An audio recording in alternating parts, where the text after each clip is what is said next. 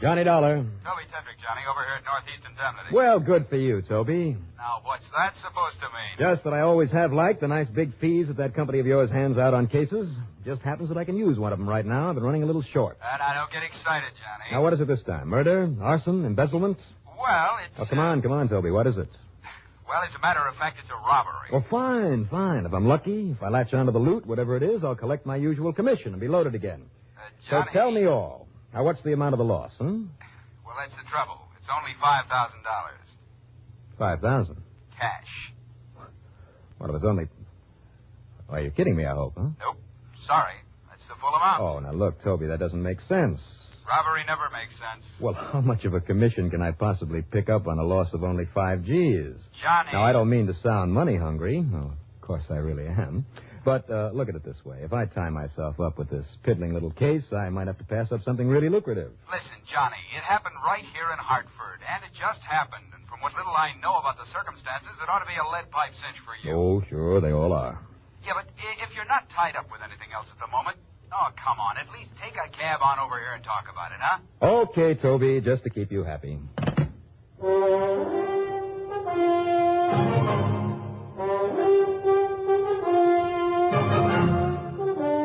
The CBS Radio Network brings you Bob Reddick in the exciting adventures of the man with the action-packed expense account, America's fabulous freelance insurance investigator. Yours truly, Johnny Dollar.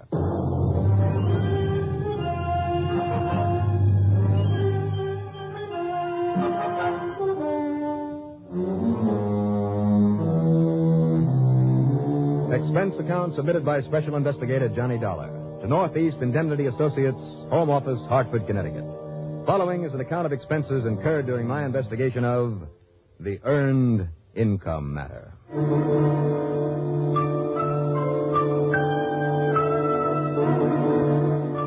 On only a $5,000 loss, I wouldn't even dare to put in too big an expense account. However, I wasn't kidding. I could use some extra dough. But as long as I didn't have anything else to do, all right, take it on. Item 1, $1.20 for a cab into Toby Tetrick's office at Northeast Indemnity. Well, I guess it was kind of thoughtless of me to have you come right over here, Johnny. I should have sent you straight to Mercy Hospital. Well, I can't imagine why, Toby. I'm feeling fine. Now, come on, Johnny. I'm serious. I want you to go over there and see this client of ours. His name is Philip Standish. Now, what's happened to him? I thought this was a robbery matter. Well, it's this way, Johnny. Standish lives at the Ashley Arms apartment, alone. You know the place? Yeah, I know the place. Well, early this morning, while he was still in bed, somebody broke in, bashed him over the head, and walked off with his $5,000. $5,000 in cash lying around his apartment? That's kind of silly, isn't it? Well, he thought he'd had it pretty well concealed, Johnny. Where? On the wardrobe in his bedroom. Now, don't you mean in the wardrobe? No. Right on top of it. Right out in plain sight. Well, now, look, I've heard about the most obvious place being the least likely place to find something, but isn't that a little ridiculous? $5,000? No. What I mean to say was the urn was in plain sight. The urn? Yeah. You know, one of those heavy bronze cremation, that is, funeral urns, the kind they use to keep somebody's ashes in after that somebody's been cremated. Kept the money in that. I see. Well, that's not such a bad idea, as a matter of fact. If it had a good tight lid on it. And it did, with a tricky kind of lock on it. Who'd ever expect a man to keep money in one of those things? I mean, instead of the ashes of a dear departed relative or something. Well, evidently somebody did. But the question still remains. What question? Why under the sun keep that much cash lying around? Well, what sort of business is he in? Well, Standish, you say his name is? Yeah, that's right, Philip Standish. Mm-hmm. The way I understand it, he has an interest in some sort of an import business down in New York. Art goods, novelties, furniture from the Orient. And he commutes all the way to New York? Well, only goes down there once or twice a week, I think. Anyhow, Johnny, the man's been beaten and robbed by somebody who got in through the open window of his apartment. He has one of those policies covering cash loss up to $5,000. He's over there in a private room at Mercy Hospital, and he wants you on the job. So, if you have nothing else to do... Do the police have any ideas about who may have done this to him, or is he... Why don't you run over there and ask him yourself? All right, Toby. Footing the bill. Now go easy on the expense account of yours, will you? For once. After all, it's a pretty small amount involved. Oh, but who knows, Toby? Pursuit of the missing $5,000 may lead me to the furthest corners of the earth. What? To strange, exotic lands where never before has the white man set foot. Oh, where now, untold dangers lie lurking in the jungle. Oh, go on, you bum. Get out of here before you break my heart. All right, Sylvia, I'll see you later.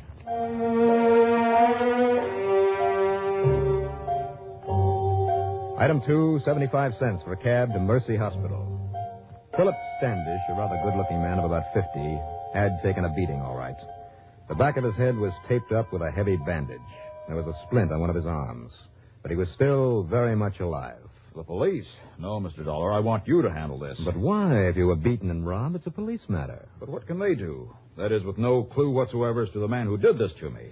The man? All I've been able to tell them is that somebody came into my bedroom through the open window, beat me up this way, then left with the urn containing the money. Then you've told them? Yes, of course. Do you expect me to run this man down for you? Well, yes, I do. You're sure it was a man? Huh? Yes, of course I am. Because you recognized him, maybe? Yes, Mr. Dollar. You're sure? Absolutely. But that you didn't tell the police? No. Why not? Because it would only bring out of my past something I prefer not to have known. It's something I wouldn't want publicized. Keep talking, Mr. Standish. Well, now, this must be absolutely confidential, Mr. Dollar. All right. That's the reason I asked to see you. Go on. Well, 15 years ago, I served a short prison term. For what? Oh, it was a ridiculous thing I did, utterly stupid, but I signed another man's name to a check, and, well, I paid for it. I see. Now, my cellmate, while I was in prison, was a man by the name of Thomas Slade. Tommy Slade? What? Well, that kind of rings a bell. Now, what was he in for? Illegal liquor, narcotics, something like that? Wasn't he in the headlines sometime or other for shooting a man? Frankly, Mr. Dollar, I don't remember. He was a tough and dangerous sort, though. I see. And I remember that one day in our cell, we talked, among other things, about places to hide the loot from a job. You planned to resume a career in crime after you got out? Oh, good heavens, no. But that's all the people in a place like that talk about. Crime, and past and possibly future. Go on. Well, anyhow, it was Slade who suggested this funeral urn. A place even an experienced criminal would never think of or want to tamper with. And so, ever since I got out, that's where I kept whatever money I've had. Friends, people who've seen it, have suspected nothing, have sympathized over my loss of a dear one. And I've encouraged that illusion. Why not keep your money in a bank? Well, that's silly of me, I know, but ever since the foolish thing I did with that check, well... Suppose you were to accumulate a real sizable sum. Well, to be honest about it, there is considerably more than $5,000 in that urn. Well, the insurance only covers it to $5,000. Right. Now, I must have it back, Mr. Dollar. And if you can get it for me, I'll pay you far more than your insurance company will. Well, now, that's an inducement. Frankly, I thought it would be. What's the matter with him? Well, my head doesn't feel too great. Yeah, you take it easy. Now, you figure that Tommy Slade is the only one likely to know that that's where you kept your money? Oh, I'm sure of it. I'm also sure that, although I've tried to avoid him over the years, he's kept track of my whereabouts. All right, now, how to find him? Well, it shouldn't be too difficult. He lives in Los Angeles, in West Los Angeles, California. Oh? His address is 1308 Pandora Avenue. Now, I know that section of L.A. pretty well, Mr. Standish. Do you think he'd simply haul that urn back out there? Well, why not? He knows that if I were to pursue him or alert the police, it would only give him opportunity to bring up that part of my past that I've tried so hard to live down. Wouldn't he be more likely to simply yank the dough out of the urn and then toss it away? No. In the first place, it will take him some time and skill to find the clever way in which I've locked in the threaded plug in the top of it. Now, even so... And knowing Slade, I'm certain he wouldn't risk giving away the secret of the urn by letting some mechanic or machinist open it up for him. Now, don't forget, Mr. Dollar, that if the police have given this robbery to the papers, anyone seeing the money in that urn would spot him immediately as the thief. You have a point there. What's more, certainly no one would try to steal a thing like that from him. So he has no worries about the safety of the money. I suppose you're right. But somehow, Mr. Dollar, you must find him. Get that urn away from him and bring it back to me. As I said before, I'll make it very much worth your while. Okay, Mr. Standish, I'll see what I can do. Wish me luck.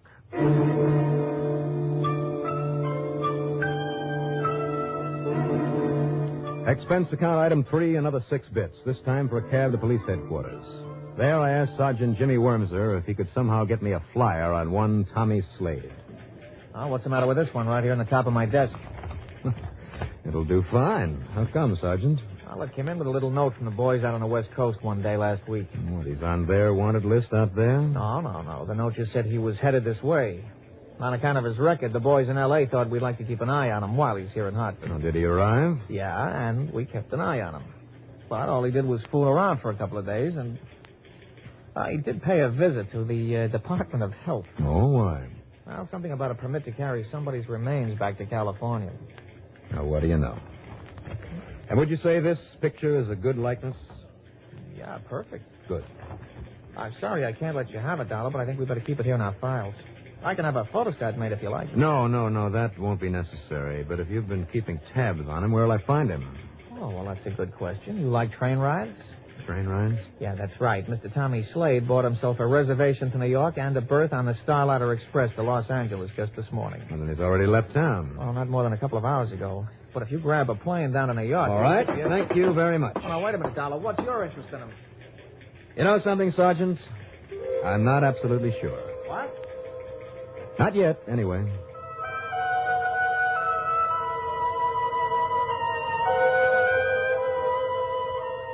The more I thought about that picture of Tommy Slade, the more certain I was that somewhere, sometime, our paths had crossed before.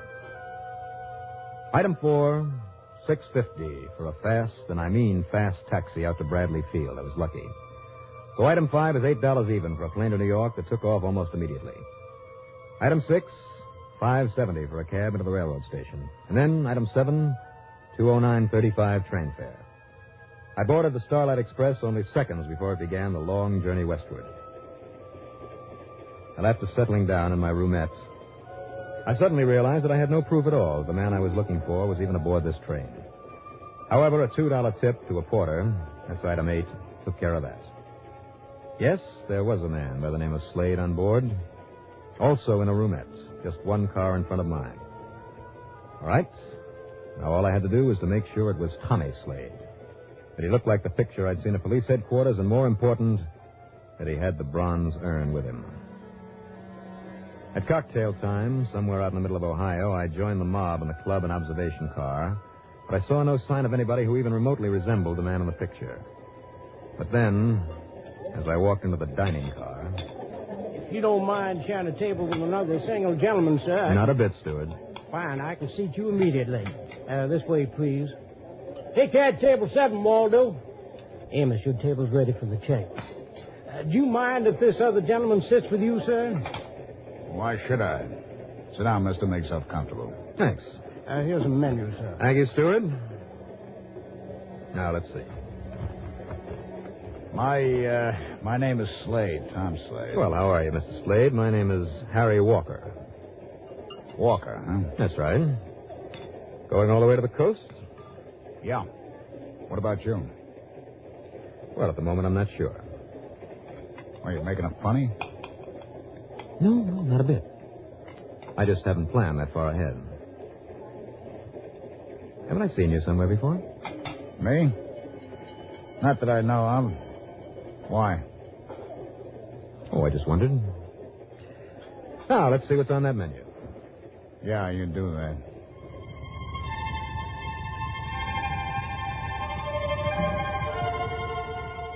And that ended the conversation.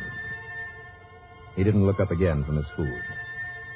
When he finished, he got up without a word and returned to his sleeping car. I'd rather hope that he'd go the other way to the club and observation car to give me a chance to look into his roomette. Because this was the Tommy Slade, all right. No question about it. I'd simply have to bide my time and wait for an opportunity to get my hands on the urn. If he had it. And then somehow get off the train with it. Or, of course, if that opportunity didn't materialize, I could only pray for the best and follow him all the way into L.A. Well, after my dinner, I had a couple of brandies in the club car with a pretty little blonde who spoiled everything by having to go back and look after 3 kids she happened to have on board. And then I wandered out to the observation platform. The night was beautiful. Unseasonably warm, with a full moon that bathed the countryside in its pale, eerie light. This was quiet, peaceful farmland country. The smell of the clean, freshly turned earth had an almost intoxicating effect on me, and I dozed off for a while. How long I slept, I'll never know, because I was rather rudely awakened by a cloth or coat or something wrapped suddenly about my head, and then a blow on top of it that knocked me out. Oh! All right. Okay now, buddy. Now you're going over the side.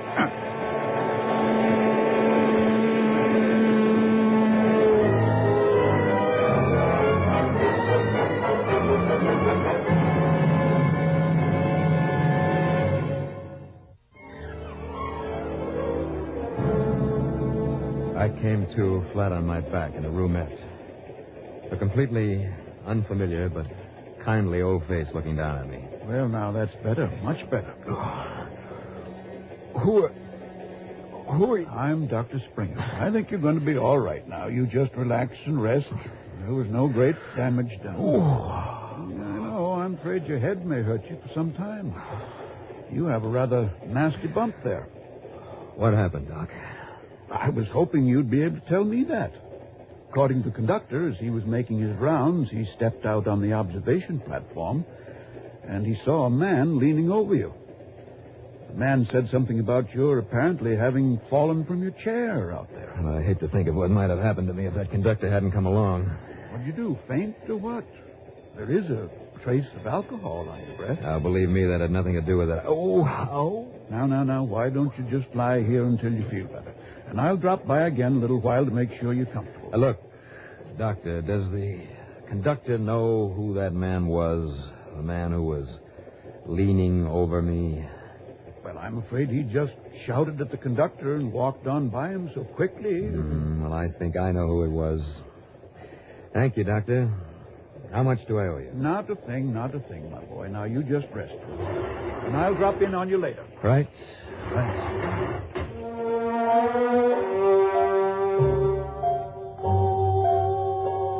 So, I rested. For all of 5 minutes.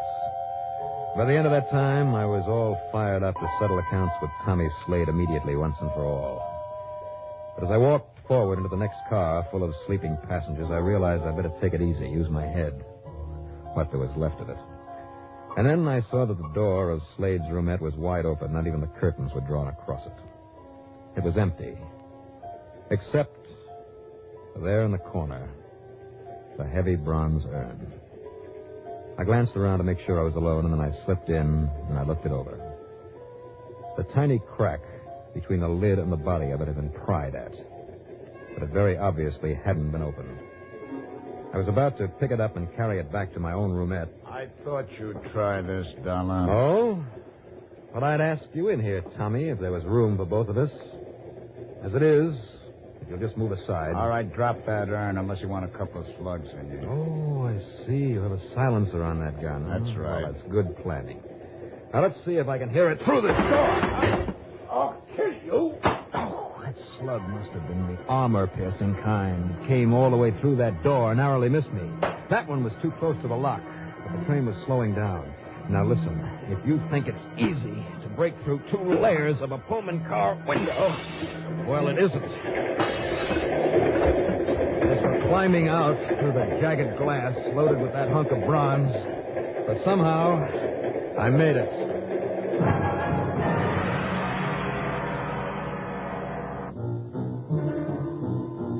Item 9 is $184 transportation.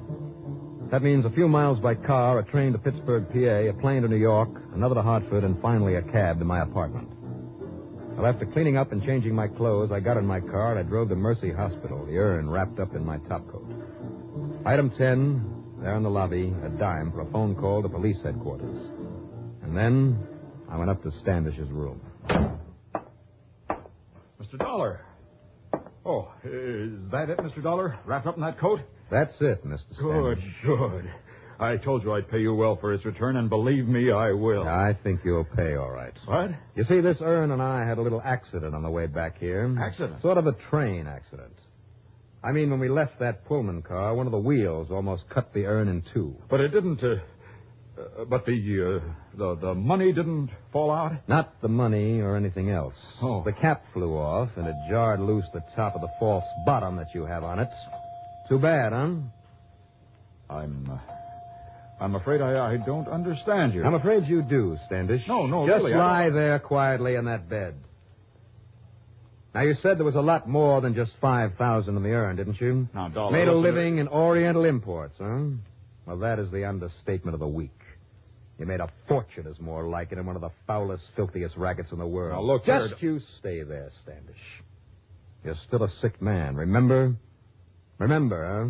You said you couldn't remember what Tommy Slade went up for. Well, I remembered, and that's how I knew that you had turned to his caper when you got out. What happened? Were you holding out on him? Is that why you had to come all the way in from the coast to get the urn away from you? Will you listen to me, please? It's no wonder that you didn't dare go after him yourself. He knew you. He would have spotted you, would have killed you. As who wouldn't for a kilo of the stuff in the false bottom of the urn? 2 pounds of it. Pure, uncut. And wholesale, maybe $8,000 or $10,000 worth. But carefully cut to individual fixes, you'd probably get $1 million, maybe even more than that, for this much heroin. Yes, heroin, you dirty, rotten, filthy son of... All right, Sergeant, take over.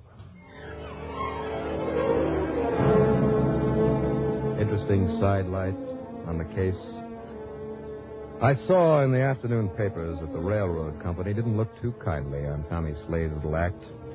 I mean, when he was caught standing there blasting away at the lock on the door of his roomettes. Come to think of it, I better tip the federal boys to his having gone back to his old racket. Expense account total, $418.15. And no padding on this one. Yours truly, Johnny Dollar.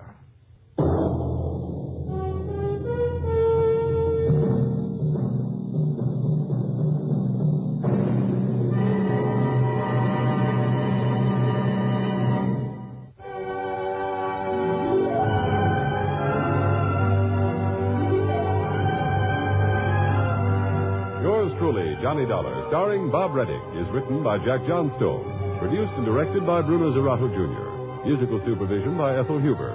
Heard in our cast were Ralph Camargo as Philip Standish, Ralph Bell as Tom Slade, William Mason as Toby Tetrick, Jack Grimes as the police sergeant, Bill Smith as the doctor, and Sam Raskin was the steward.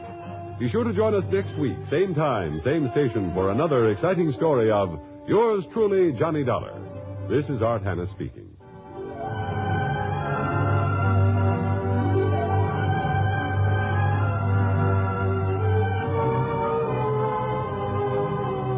Johnny Dollar has come to you through the worldwide facilities of the United States Armed Forces Radio and Television Service.